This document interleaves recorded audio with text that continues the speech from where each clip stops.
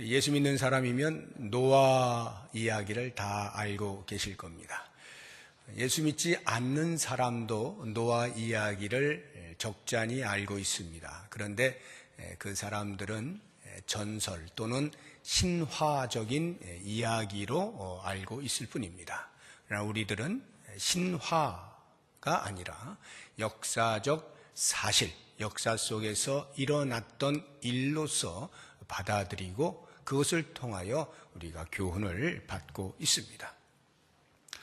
노아의 이야기라고 하는 것은 당시 노아가 살던 때에 죄가 만연하게 되어지자 하나님께서 경고를 하시죠. 물로 심판하겠다.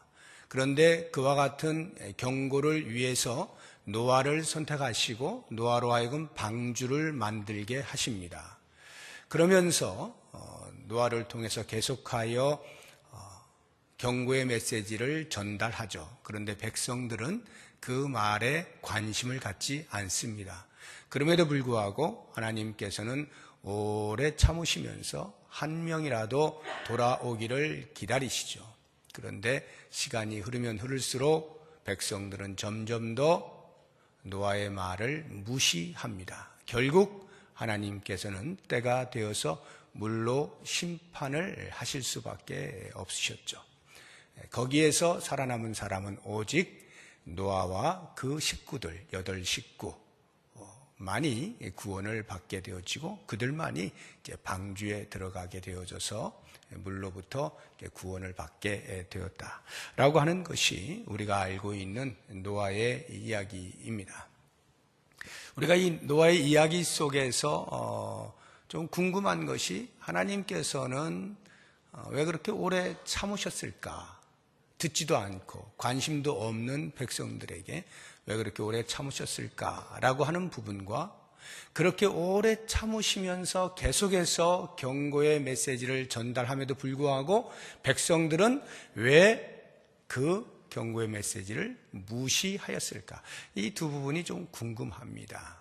우리가 말씀을 통해서 하나님의 오래 참으심에 대해서 그리고 백성들이 왜 그렇게 강팍한가에 대해서 한번 보면 좋겠는데요. 먼저 하나님께서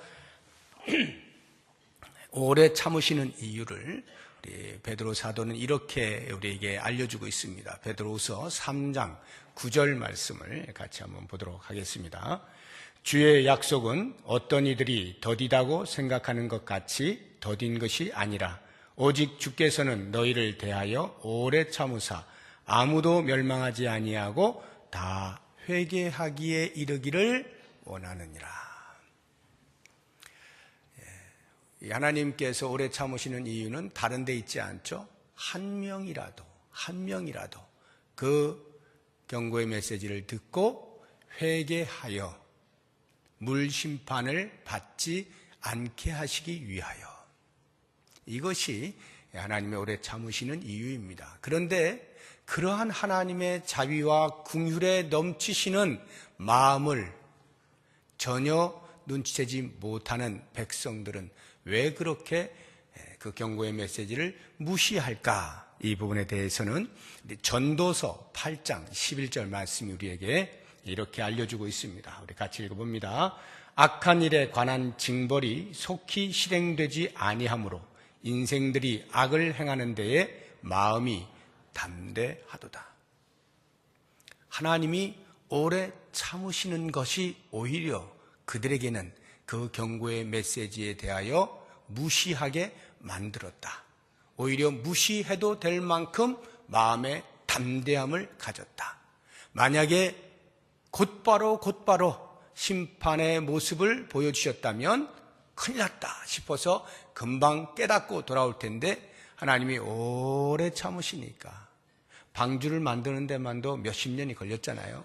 오래 참으시니까 심판이 있긴 뭐가 있어?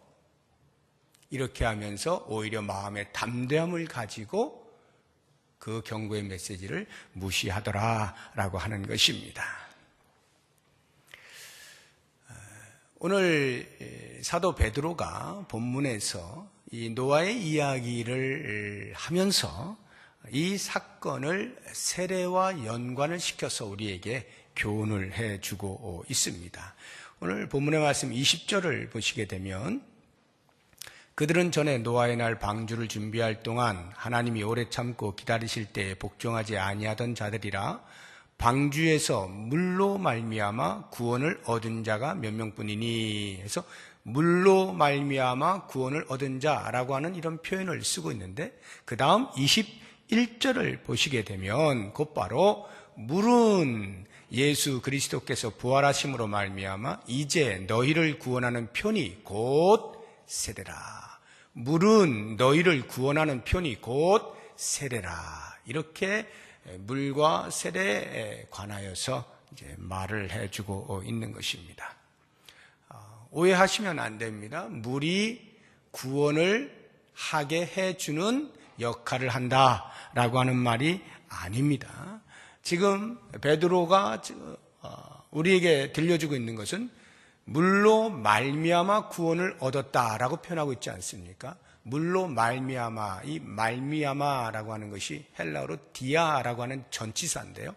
이 전치사는 영어로 by라고 하는 단어로 쓰이거나 아니면 through라고 하는 단어로 이렇게 번역이 될 수가 있어요. by 하면 뭐뭐에 의하여라는 것이고 through 하면 무엇을 통하여라고 하는 것인데요.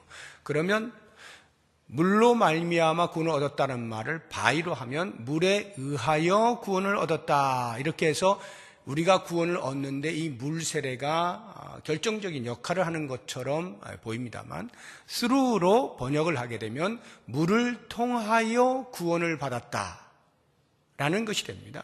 이것이 지금 노아의 사건과 맞아떨어지는 해석이죠.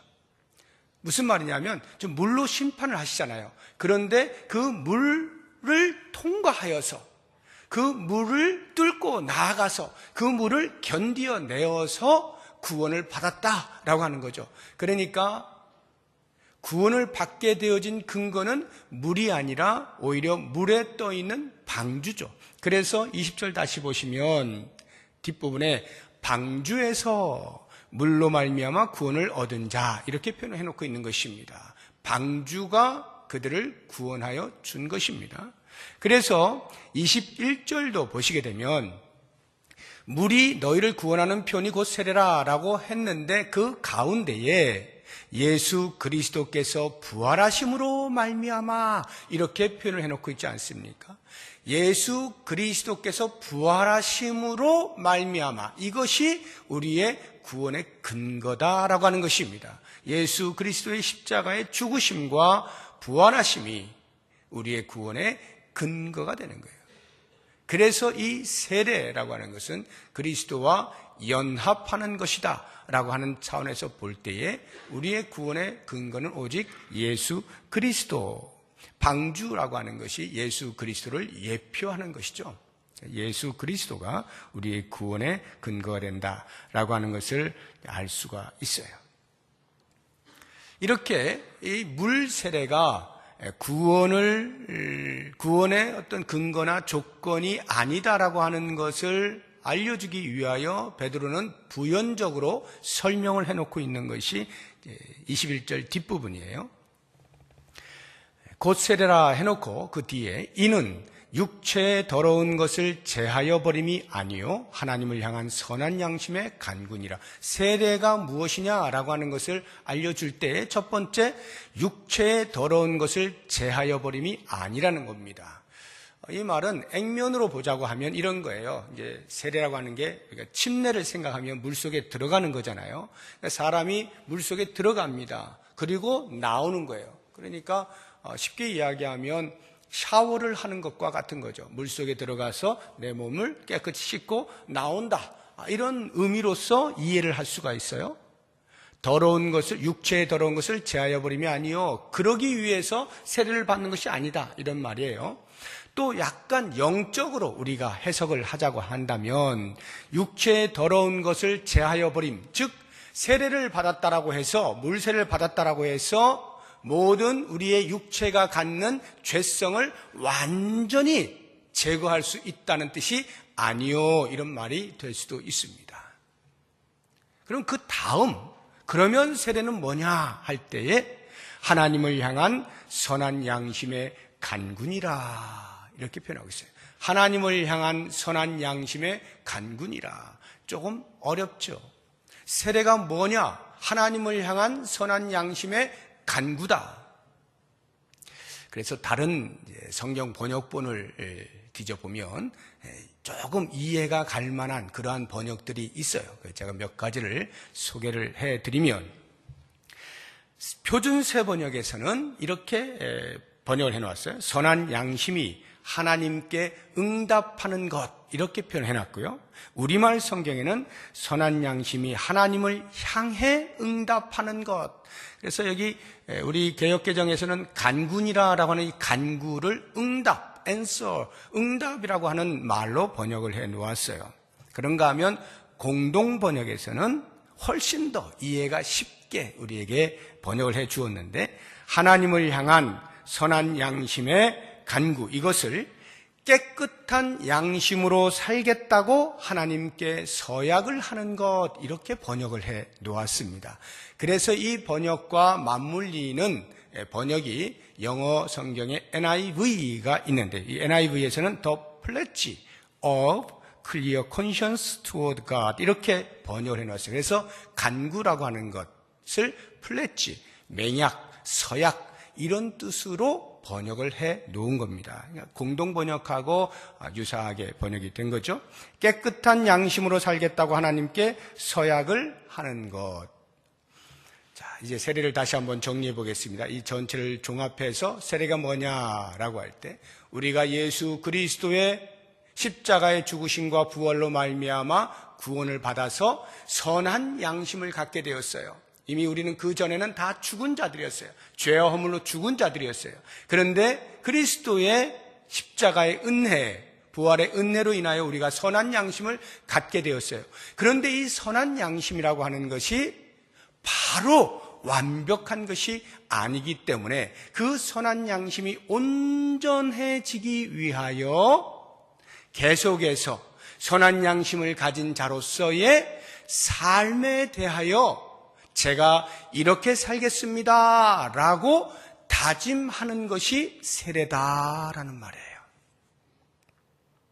세례는 구원받은 자가 하나님 앞과 성도들 앞에서 저도 구원받은 자입니다 라고 하는 외적인 표징으로서 좀 세례를 받잖아요. 그러면서 동시에 해야 되는 게 뭐냐 하면, 그래서 저는 이제부터 그 구원이 완성되기까지 제가 열심을 다하여 살아가겠습니다. 성도로서의 삶을 살아내겠습니다 라고 하는 서약을 하나님을 향하여 하는 것, 이것이 세례라 하는 것입니다. 자, 그렇다고 한다면 이제 우리가 하나님 저 이렇게 살겠습니다 라고 하는 서약을 이제 세례를 받을 때 하는 것인데, 이 자리에 계신 분들 대부분의 분들이 지금 세례를 받으신 걸로 알고 있습니다. 아직 세례를 못 받으신 분들은 세례를 준비할 때 그러한 서약이 나에게 필요하구나 하는 걸 생각하시고 염두에 두시면 좋고요. 이미 세례를 받으신 분들로서 내가 세례를 받을 때 어떻게 받았나 하는 것을 돌아보면서 혹시라도 무심코 그냥 교회에서 세례를 받으라 하니까, 때가 되어서 한 1년, 2년 신앙생활 하니까 나도 세례를 받긴 받아야 되겠다, 이렇게 해서 혹시라도 받으신 분이 계시다면, 세례의 진정한 의미와 세례 속에서 내가 결심해야 되는 것들을 놓친 채 세례를 받으신 분이 계시다라고 한다면, 이 시간에 과연 나는 하나님을 향하여 어떠한 서약을 해야 하는 것인가라고 하는 것을 말씀을 통해 들으시면서 지금이라도 세례받은 자로서의 그런 맹약, 결심을 할 수 있으면 좋겠어요. 많은 이야기들을 할 수가 있는데, 제가 크게 성경 전체를 보면서 세례를 받은 자로서, 그러니까 구원을 받아 세례를 받게 되었을 때 그 세례를 받는 순간에 하나님을 향하여 내가 어떠한 서약을 할까, 한 3가지 정도만 제가 굵직하게 말씀을 드리려고 하는데, 그 첫 번째가 지금부터 저는 죄에서 떠난 삶을 살겠습니다 라고 하는 서약을 해야 합니다. 이 성도와 사람과 죄, 죄와의 상관관계에 대해서 시대적으로 제가 표현을 해보면 여러분들이 많은 도움이 될 텐데, 최초에 아담과 하와가 태어났을 때, 지음을 받았을 때에 죄가 들어오기 전 그때의 그 사람과 죄와의 상관관계는 죄를 짓지 않을 수 있는 상태입니다. 죄를 짓지 않을 수 있는 상태. 이것이 무죄의 상태예요. 지금 아담과 하와가 아직 죄를 짓고 있지 않았어요. 깨끗한 양심으로, 거룩으로 살아가고 있었던 때, 죄를 짓지 않을 수 있는 상태. 그런데 이제 뱀이 유혹을 합니다. 그러면서 죄를 짓게 되죠. 그러면서 인간은 죄와 어떤 관계를 갖는가? 죄를 짓지 않을 수 없는 상태가 됩니다. 죄를 짓지 않을 수 없는 상태. 이것을 성경은 죽었다라고 표현을 하고 있는 거예요. 그래서 우리는 그리스도를 만나기 전까지 모든 우리의 상태는 죽은 자입니다. 죄를 짓지 않을 수가 없어요. 늘 죄와 짝하고 죄의 노예가 되어 사는 존재입니다. 그런데 예수 그리스도께서 십자가에서 우리의 모든 죄를 도말하시고 대속하신 그 사건으로 인하여 예수 그리스도 안에 들어온 사람은 죄에 대하여 어떠한 관계를 갖는가? 원래 죄를 짓기 전 아담과 하와가 가졌던 죄를 짓지 않을 수 있는 상태로 회복이 됩니다. 지금 우리가 그런 거예요. 지금 우리의 삶이 죄를 짓지 않을 수 있는 상태예요. 그러면 예수 그리스도께 다시 오시게 되는 그날, 새하늘과 새 땅이 도래하고 영원한 하나님 나라에 들어가게 되어지는 그때로부터의 우리의 영원한 삶은 죄와 어떤 관계가 있느냐? 더 이상 죄를 지을 수 없는 상태가 됩니다. 더 이상 죄를 지을 수 없는 상태. 그래서 그리스도에 다시 오시게 되어지어 우리가 영원한 하나님 나라에 살아가게 될 때 그 삶은 최초 아담과 하와가 에덴동에 살았던 그 상태보다 훨씬 더 존귀한 삶이 되는 거예요. 도무지 죄를 지을 수 없는 상태로 영원히 주와 함께 살아가게 됩니다. 자, 그러면 우리는 지금 이 시대를 살아가고 있잖아요. 죄를 짓지 않을 수 있는 상태, 예수 그리스도로 인하여서 우리 안에 성령이 내주하시고 성령께서 말씀하시는 음성을 쫓아 살아가게 되어질 때 우리는 죄로부터 이겨낼 수가 있는 힘이 생깁니다. 그런데 그 말을 뒤집어서 생각하면 죄를 지을 수도 있는 불완전한 상태라고 하는 거예요. 에덴 동산에 있던 아담과 하와가 그러한 상태였던 거죠. 죄를 짓지 않을 수 있었으나 죄를 지을 수도 있는 상태였기 때문에 뱀의 유혹에 넘어가게 된 거죠. 우리도 마찬가지입니다.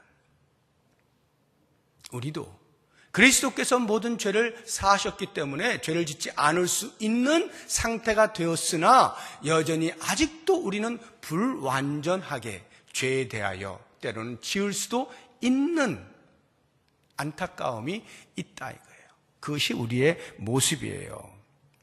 그렇다고 하면 그렇게 죄를 짓지 않을 수 있는 상태를 살아가고 있는 우리, 반대로 이야기해서 죄를 지을 수도 있는 위험이 도사리고 있는 이 시대를 살아가고 있는 우리에게 필요한 것은 경각심이죠. 죄에 대한 경각심, 죄를 짓지 않기 위하여 깨어있는 것, 이것이 필요한 거죠. 그래서 예수님께서 이렇게 경고의 말씀을 우리에게 주십니다. 한번 보시죠. 누가복음 21장 34절에서 36절인데요. 같이 읽어봅니다. 너희는 스스로 조심하라. 그렇지 않으면 방탕함과 술 취함과 생활의 염려로 마음이 둔하여지고 뜻밖의 그날이 덫과 같이 너희에게 임하리라. 이 날은 온 지구상에 거하는 모든 사람에게 임하리라. 이러므로 너희는 장차 올 이 모든 일을 능히 피하고 인자 앞에 서도록 항상 기도하며 깨어있으라 하시니라. 항상 기도하며 깨어있으라. 우리가 어떻게 하면 죄로부터 자유할 수 있을까? 죄를 이겨낼 수 있을까? 죄를 짓지 아니하고 거룩의 삶을 살 수 있을까? 항상 기도하며 깨어 있는 것입니다. 오해하지 마시 바랍니다. 성경의 가르침 가운데 우리에게 오해하기 좋게 되어진 말씀들이 있어요. 예수 그리스도의 십자가의 대속의 사건은 우리의 모든 과거에 지은 죄를 도말하시고 지금 현재 짓고 있는 죄도 이미 용서하시고 앞으로 우리가 짓게 되어질 그 모든 죄까지도 다 용서하신 엄청난 사건이다라고 하는 성경의 가르침이 있어요. 이것은 전적으로 맞는 말입니다. 그리스도의 십자가의 대속은 우리의 과거와 현재와 미래의 모든 죄를 이미 도말하신 사건이에요. 그렇기 때문에 우리의 구원이 보장되는 것입니다. 그런데 이와 같은 귀한 말씀이 우리로 하여금 오해를 불러일으키게도 하는 겁니다. 아, 그렇구나. 그러니까 우리가 얼마든지 죄를 지어도 되는구나. 이미 용서받았는데 우리의 연약함으로 잠시 죄를 짓는다 해서 무슨 문제가 있겠는가? 그냥 큰 부담 없이 죄를 지으며 살아가면 되는 거지. 이미 그 모든 죄는 용서되었는데 이런 생각을 하기가 쉽다 이 말이에요. 뿐만 아니라 어떠한 죄를 짓든지 자백하기만 하면 하나님께서는 미쁘셔서 의로우셔서 다 용서하신다는 이와 같은 말씀으로 인하여서 우리가 죄를 짓기를 쉽게 생각할 수가 있는 거예요. 또 회개하면 되지. 내가 죄 짓고 또 회개하면 되지. 이것은 우리 흔한 말로 착각은 자유라고 하지만 이런 착각은 하면 안 된다 이 말이에요. 그래서 사도 바울이 이거에 대해서 아주 강력하게 경고하고 있는 말씀이 로마서에 나옵니다. 우리 같이 한번 보죠. 로마서 6장 1절에 3절 같이 봅니다. 그런즉 우리가 무슨 말을 하리요? 은혜를 더하게 하려고 죄에 거하겠느냐? 2절 그럴 수 없느니라. 죄에 대하여 죽은 우리가 어찌 그 가운데 더 살리요? 무릇 그리스도 예수와 합하여 세례를 받은 우리는 그의 죽으심과 합하여 세례를 받은 줄을 알지 못하느냐? 우리는 죄에 대하여 죽은 자이기 때문에 은혜를 더 크게 하겠다고, 우리가 죄를 많이 지을수록 용서하시는 하나님의 그 은혜가 커지니까 그렇게 죄를 계속해서 지을 생각을 하면 안 된다. 우리는 죄에 대하여 죽은 자다. 우리가 그리스도와 합하여 세례를 받았다는 말은 이미 그 그리스도의 죽으심에 합하여 우리도 죽었다는 것을 의미하는 것이니 죄에 대하여 가벼이 여겨서는 안 된다라고 하는 거예요. 그래서 바울은 이어서 우리에게 이렇게 권면을 해주고 있어요. 로마서 13장 11절에 14절까지의 말씀 같이 읽어봅니다. 또한 너희가 이 시기를 알거니와 자다가 깰 때가 벌써 되었으니 이는 이제 우리의 구원이 처음 믿을 때보다 가까웠음이라. 밤이 깊고 낮이 가까웠으니 그러므로 우리가 어둠의 일을 벗고 빛의 갑옷을 입자. 낮에와 같이 단정히 행하고 방탕하거나 술 취하지 말며 음란하거나 호색하지 말며 다투거나 시기하지 말고 오직 주 예수 그리스도로 옷 입고 정욕을 위하여 육신의 일을 도모하지 말라. 우리는 더 이상 육신의 일을 도모하는 자들이 아니라 성령의 일, 하나님의 일을 도모하는 자입니다.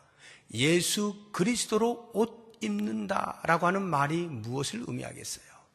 그리스도로 옷 입은 자이기 때문에 더 이상 육신의 일을 도모하지 아니하고 성령의 일을 도모해야 된다라고 하는 말이 무엇이겠어요? 마치 우리가 예복을 입고 턱시도를 입었다고 생각하죠.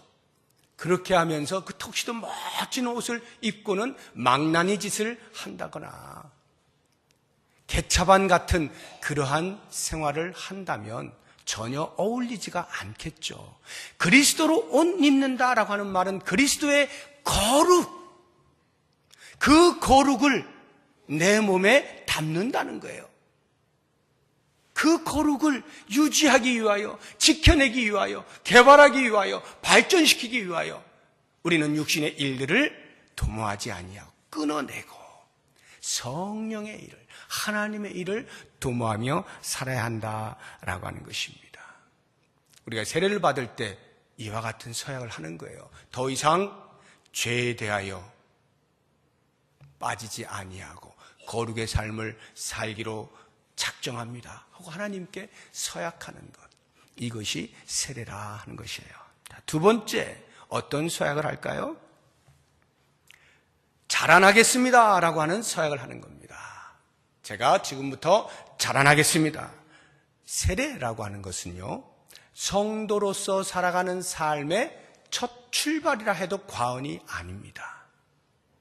물론 예수를 믿고 오랜 시간 후에야 세례를 받는 분도 가끔 계시긴 합니다만, 우리가 정상적으로 볼 때는 이제 처음 걸음마를 시작해서 예수 그리스도가 어떤 분인지를 알게 되어지고 영접하게 되어지고 고백하게 되어지고 하는 이런 일련의 과정 속에서 그것이 확실하다라고 여겨질 때에 교회에서는 그분의 신앙의 고백을 점검한 이후에 세례를 베풀지 않습니까? 그렇다고 하면 그 세례를 받는 자리는 신앙생활에 이제 첫 출발을 하는 것과 같다라고 보시면 돼요.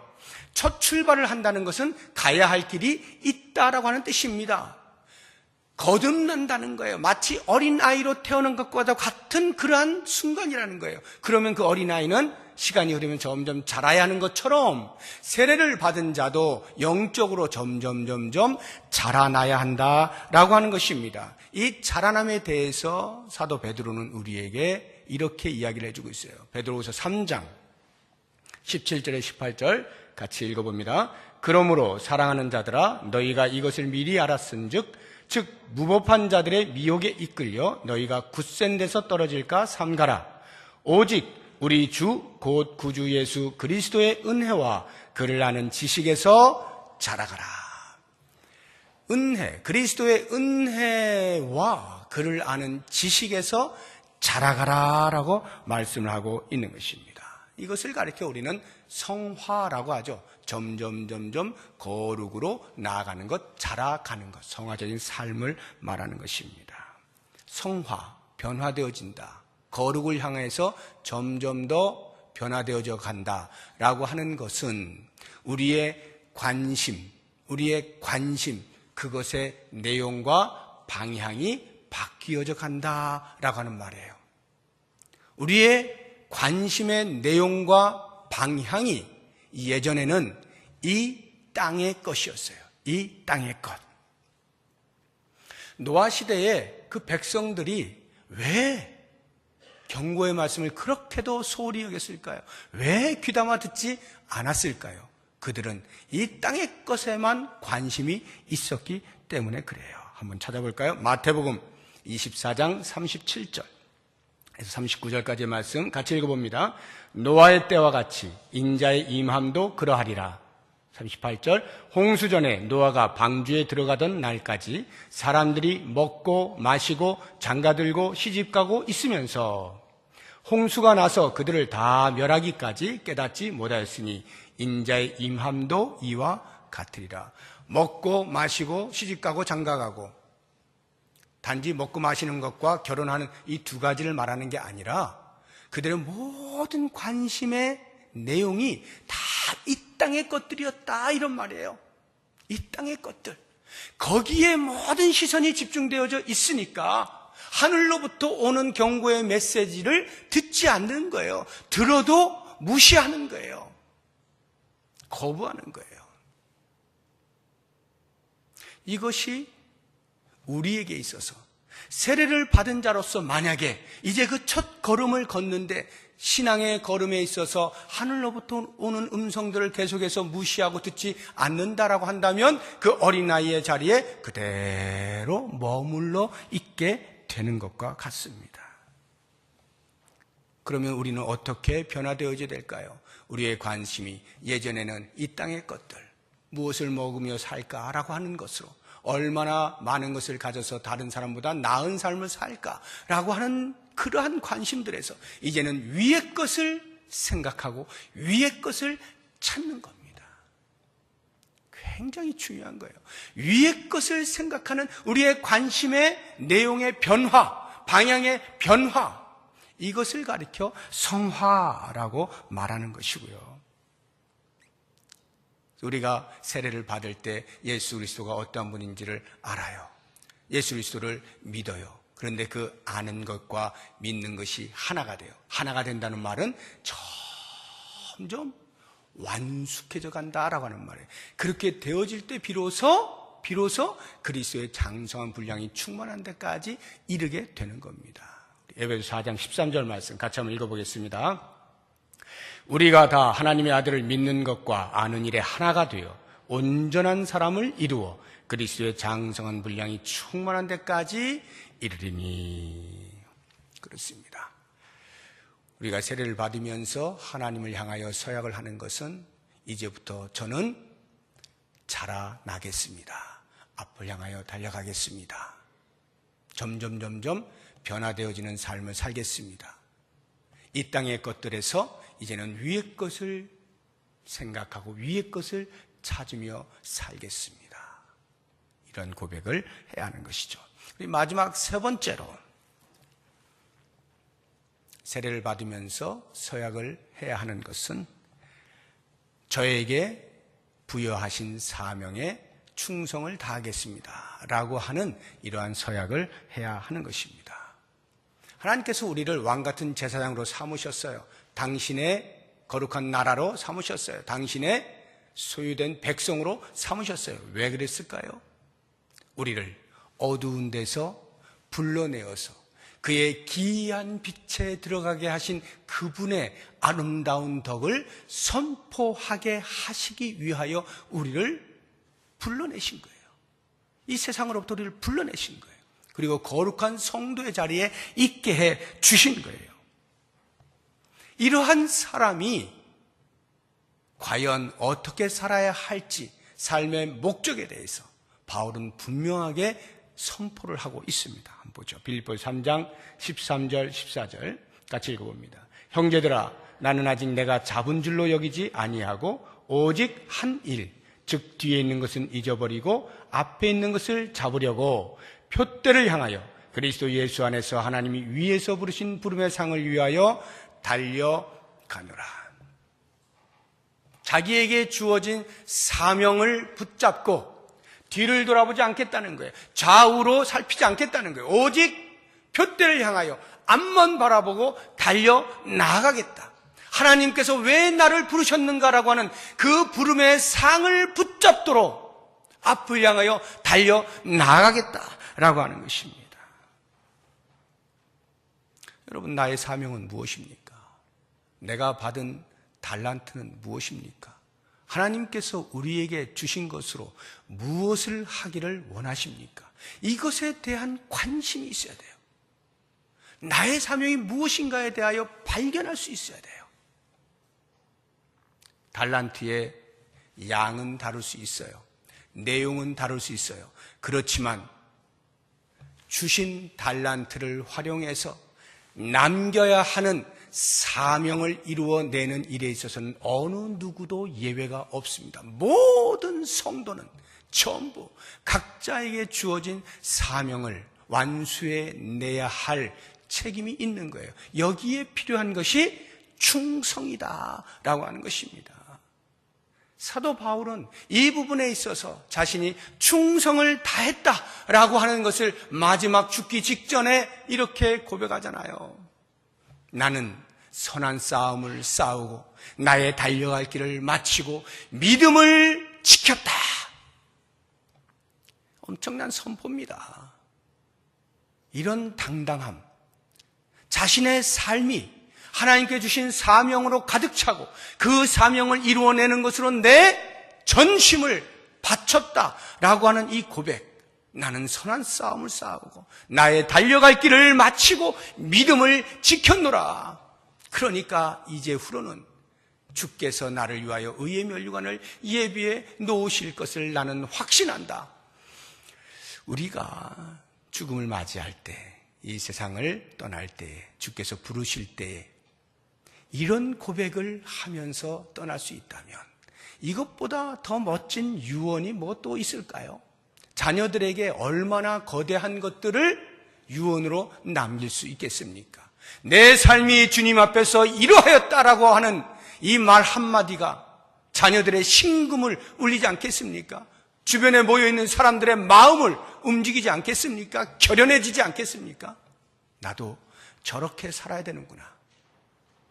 내 삶의 사명을 따라 충성을 다하여 살다가 주님 부르시는 그날에 가야 되겠구나. 이러한 일들이 일어날 수 있다면 이보다 더 큰 복이 어디 있겠느냐라고 하는 것입니다. 사랑하는 성도 여러분, 세례를 받으셨습니까? 아니면 세례를 받으셔야 합니까? 기억하십시오.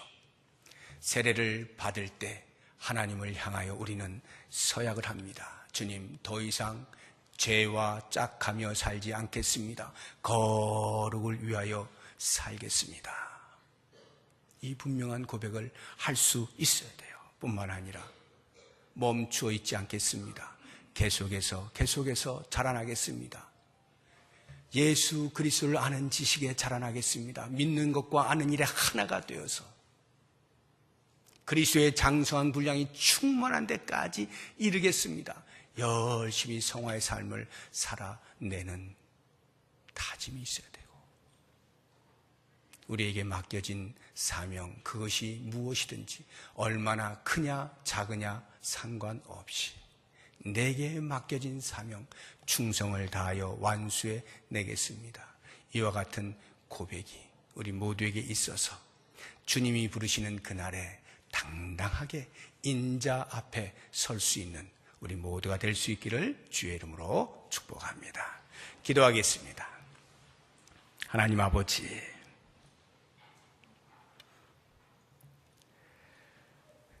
예수 그리스도를 믿고 구세주로 고백하며 세례를 받았습니다.